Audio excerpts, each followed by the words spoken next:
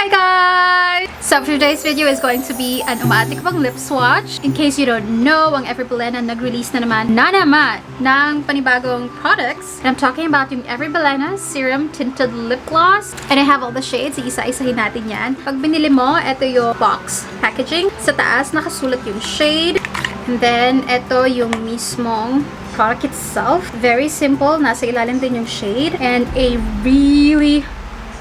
I think this is a medium-sized doe foot applicator. Hindi siya yung katulad ng mga typical doe foot applicator na ganito lang. Medyo mahaba siya, ano. So this retails for 225 pesos. Very affordable. It's a luscious and hydrating gloss. Meron siyang hyaluronic acid and vitamin E para nourished and hydrated ang lips mo. So here are the 7 promising shades, you guys. We have pinks, peach, and like a really deep, what is this, burnt orange shade. So the first shade is this one right here. This is in the shade Melon. This is Melon Swatch at the back of my hand. At para kinakabahan ako, I feel like this is going to be like super light on my skin tone. Lasang Skittles! So this is Melon, you guys, and it's a nude shade. And depende on your skin tone, lilitaw yung parang peachy undertone niya, or it could look gray on you. Depends on your skin tone and your undertone. It is very creamy, slightly on the thicker side, pero hindi siya sticky. Madali siyang i-glide ng ganon. And it really gives a really nice glossy finish. But I'm gonna be honest, yung isang shade nito nagamit ko na like for the entire day. It is just a lip gloss. So pag kumain ka, matatanggal siya. It doesn't leave a stain and you can always reapply. Wipe off mo lang yung luma and then apply ka ng bago. You can definitely wear this on its own, or could also be a nice lipstick topper, lalo na if naka-nude lipstick ka or something like that. Although syempre sa malapitan, hindi siya yung parang like, you know, perfect na lapat. Makikita na you're wearing a lip gloss. Alam yun, pinaghalong gloss and lipstick. Dinurog-durog, ginanong-ganon. Yun. But anyway, this is Melon. Next shade is called Punch. Punch beside Melon. Ay, ang ganda! By the way guys, yung opacity niya is just around 70 to 80%. So medyo makikita pa rin yung color ng lips nyo underneath. Well, pinky and peachy pag pinaghalo mo. Like a 50-50 perfect balance, you're going to get Punch. Kasi si Melon, like, it's really peachy nude. Ito is hinaluan na ng really bright pink and then peach orange, ganyan. You get Punch. This is a really nice, perfect summer shade. At ang lakas lang niyang maka-brighten ng features. Pero syempre, tingnan mo rin yung skin tone mo because yung mga ganitong shade, it could really look like a pop of color, pero it could also make you grayish or something. Medyo tricky talaga yung mga nude shades. But yeah, this is Punch.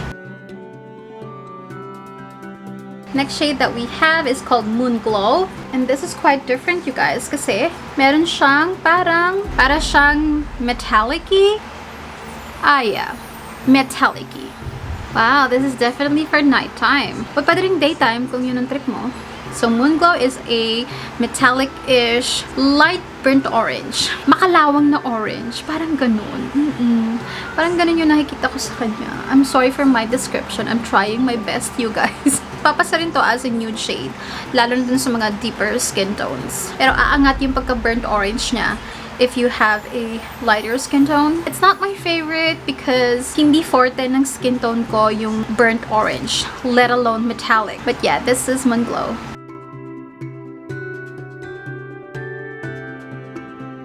Next shade that we have is Toast of New York, the very iconic shade ng Every Bilena. This is Toast of New York Swatch at the back of my hand, and it is a deep red. Ewan ko lang kung lilitaw yung pagka-deep red niya, maroon or magenta. Okay guys, so this is Toast of New York, and this is definitely something I would wear sa nighttime because it's too thick and too overpowering to wear this sa daytime, lalo na pag mainit. Parang mas lalo iinit yung pakiramdam mo pag ito yung, you know, lip color mo. Pero you do you. That's just me. But I like the shade. It's nice. Kaya lang, meron siyang tendency na medyo nakakatanda ang itsura.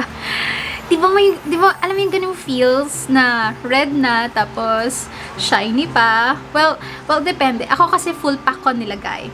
Pwede nyo naman kasing ilagay dito lang sa baba and then you just pucker your lips. Pero pag full pack nyo nilagay, ay, be, Ang lakas makatita. Well, depende sa aura mo. Pwede kang magmukhang tita or pwede kang magmukhang, you know, sexy vixen. But yeah, this is Toast of New York. It's a nice color. Pero okay naman pala, no? Hindi naman pala nakakatita. Hindi ko sure. Now let's move on to the pink shades. And I feel like let's go for this one first. Para siyang medyo bright eh, no? This is the shade Ethereal. Ah, yes. Now this is I feel like a blue tone pink.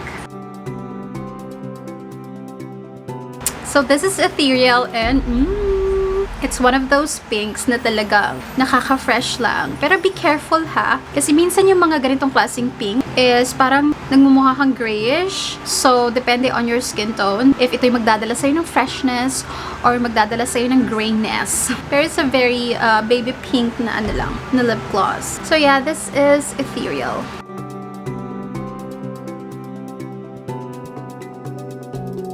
Next shade that we have is called Stunner, and I feel like this is another metallic-y shade. So this is Stunner at oo nga, it's a pink metallic-y shade. I don't know if you can tell, pero like, you know, it is extra shiny shimmering. So this is Stunner, and it's a very light pink with a little bit of peach na color. It's not my favorite because like I said kanina, metallics are not my thing. Pero maganda to as a lipstick topper, definitely. Pero you can also wear it on its own. Lalo na kung habol mo lang talaga is yung Vavavoom gloss. Pero parang na siyang nude shade for me. So yeah, this is Stunner.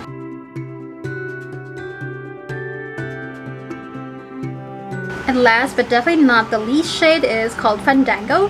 So this is Fandango.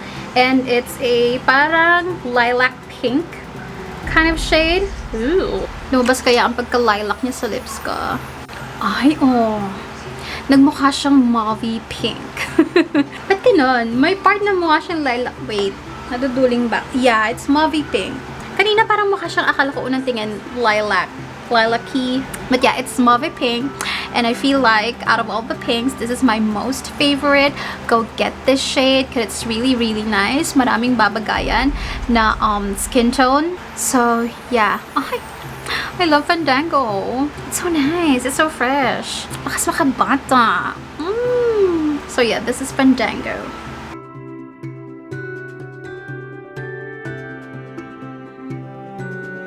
Alright guys, shade recap tayo.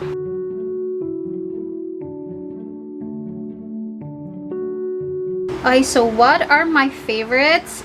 Definitely get Toast of New York and Fandango. I love them so much. Also get this shade right here. Yan, favorite ka rin yan. And yeah, that's about it. Kasi hindi ko favorite yung mga metallic shade. Oo. Pero guys, it's a lip gloss. Pero asahan mo na, it's more on the creamy side and not on the parang oily side, if that makes sense. But I do recommend it kasi it's just 225 pesos. And maraming shade na pagpipilian. You don't have to get all the shades. Kunin mo lang yung wala ka or yung feeling mo bagay na bagay sa'yo. Mararecommend ko siguro yung metallic shade if you know you're looking for something na vavavoom for events or something like that. Or if you're a singer and you want performance, mga ganyan-ganyan. Anyway guys, that's it for today's video. Thank you so much for watching. Marami pa tayong lip swatch na gagawin, so please kapit lang kayo. Pero if you have video requests or whatsoever, please comment it down below and I'll try my best to do it for you. Again, thank you so much for watching and I'll see you in my next one. Bye bye!